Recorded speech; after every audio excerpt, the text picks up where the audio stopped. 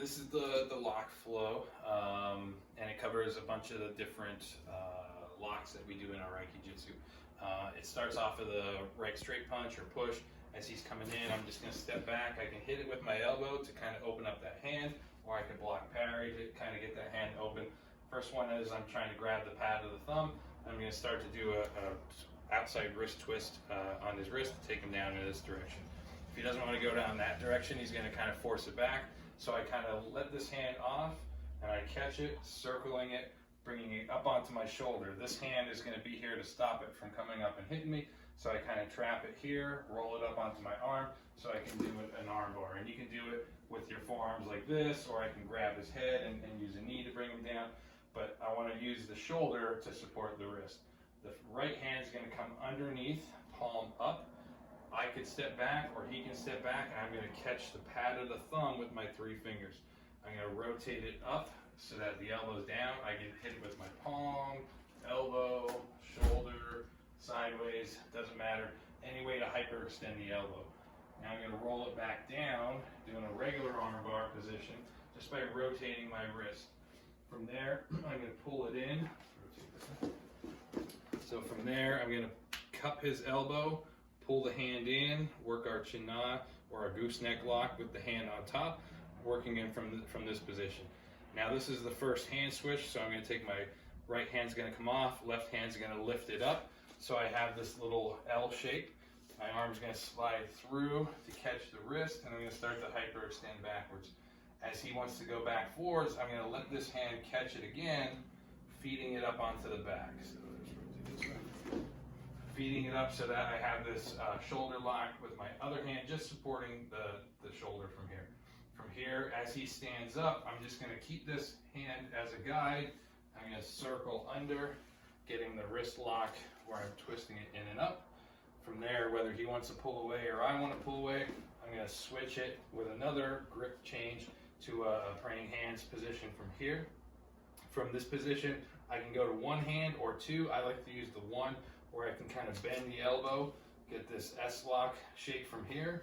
And then I finish off by grabbing any of the fingers. I like to use my left hand so I can start to kind of bend them in and up to create space to get out of there. And so we'll do it again from on this side.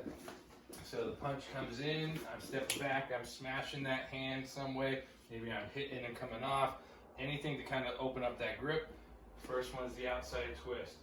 As he resists, I kind of catch it, bring it up onto my shoulder. I can use my forearm, head, I could add soften ups in there, pulling them down for the arm bar. I slide out to catch the pad of the thumb, rotate it up for the hyperextension. Again, I could hit it, strike it, shoulder, any way to kind of get that up in the air. Then I'm going to rotate it back down for the arm bar. He's going to try to pull his arm in, so I'm going to bend it, catch it here for the chin-na. I like to put my other hand on top so that this doesn't slip up and come out, but you could also do it a bunch of different ways from here. Switching my grip, I'm going to lift the hand up, slide my other hand through for the snake lock from this position. As he rotates it back, I'm just going to feed it back to my other hand, hand on top of the shoulder, and I'm just supporting this wrist here. From there, if he tries to muscle through it and stand up, I lift the hand up, go underneath for this turning lock, getting him up on his toes. He wants to either create space or I back up. I switch my grip from here to here, and I do my regular praying hands type lock from here. Whether I want to kind of just rotate it and get that lock myself, or if he tries to stand up, I can hit this lock, but I need that elbow bent to get this lock from here. And then any of those fingers, thumbs, I like to just grab a bunch of the fingers with my left. I'm using the lever of my pointer finger to keep some pressure on that lock to keep him away, and then I can disengage. Grabbing the pad of the thumb this way, passing it up onto the shoulder for here. Now for this one, making sure you're grabbing pad of the thumb, elbow up, rotate down, squeeze it in, switching the grip, snaking this one under, letting this one go up to here, lifting it up, grabbing the pinky, twisting in and up, switching my grip again, turning, rotating, grabbing the fingers. Hit 1, 2, 3, 4, 5, 6, 7, 8, 9, 10, and 11. And I strike, or I strike anything to open up the hand, outside wrist, onto the shoulder, hyperextension into the armbar. Pulling in chin-na, switching the grip, locking it, onto the shoulder, lifting it up, going underneath, stepping back, switching the grip again, bending the elbow, grabbing the finger, creating space. So that's the first part, just working at the right side, hitting all those different locks. Every one of those you could do where it's a full takedown all by itself. So if he comes in and I strike here, I loosen him up, I can just take this all the way straight down to the ground, any bunch of different ways. I can pivot with it. When I'm here, I get to Timmy pivot, I can drag it straight down. If I miss that one, and I don't want to do this one, I could circle this up, and I could, again, strike from here. I could take him all the way down to the ground if I want. Lots of different options. I could kick him out. When I get to this position, I have all my kickouts and sweeps and pizza flips and takedowns. Lots of positions to get to once you get to that one. If I miss this one, maybe I don't want to do this one. Or maybe I get to this one. If I get to here and I hyperextend, there's lots of hyperextension takedowns and locks and things that I can do from this position. Same thing with the arm bars. I got all my different types of arm bar takedowns that I can do. Chin-na position, I can hold him from here, or I can finish this on the ground. If I take him all the way down to the ground, I can continue that same lock either on the ground or onto myself. So whether you're standing up or on the ground, you can hit a lot of these locks. And then you can start adding some takedowns. The other thing you want to try to do is work on some footwork to kind of help with it. So when he comes in with that first one, I step back and I let him bring it towards me. I can take a big step through. As he circles back, I can bring this up and I use my body to bring him around. I can step back, bring him up, and I can bring him back down around again. I can pull in from here. I could circle this and get him moving a little bit. I can circle it back this way, get him moving a little bit. So I can use my stance to kind of get him moving a little bit, or put myself in different positions. All your different types of locks and things that you can do from there.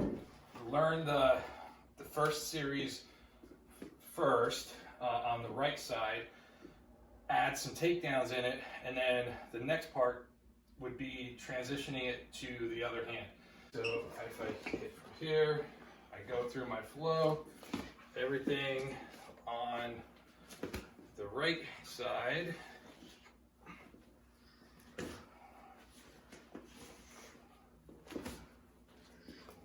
And when I get to this position, that opens them up to want to punch with that other hand. So I would let go and I would start transitioning to everything on the other side, which is going to test your skill of being able to do some of these locks both left and right.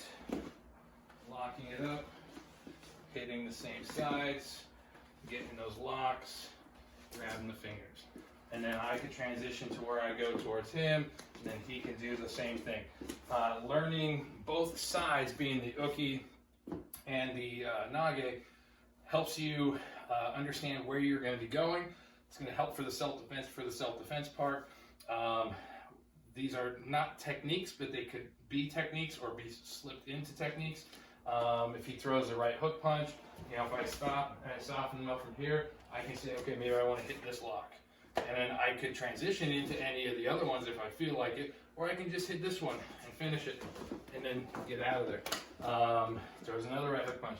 Yeah, maybe I want to get right from here and just do the regular technique from there. The idea is to get you comfortable with grabbing and hitting all the different joints, working on small joints, fingers, wrist, elbow, shoulders. But for the main ways that you can grab and twist the arms, and some of the more common ones that we do. And then there's variations off those of maybe I'm grabbing that lock, but I'm doing it from the inside or from the outside, so it's slightly different.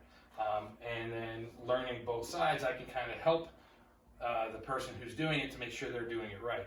So if I punch a sensei here and he does his block, I can kind of take my own arm here, and now I can kind of put it where it needs to go to help him get that lock technique, making sure that his hands are where they're supposed to be.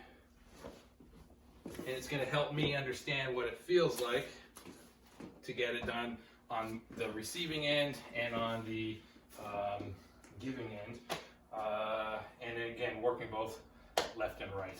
Command, so I hit, strike, one, shoulder, hyperextension, armbar, gooseneck lock, circle it, lifting it up, step back,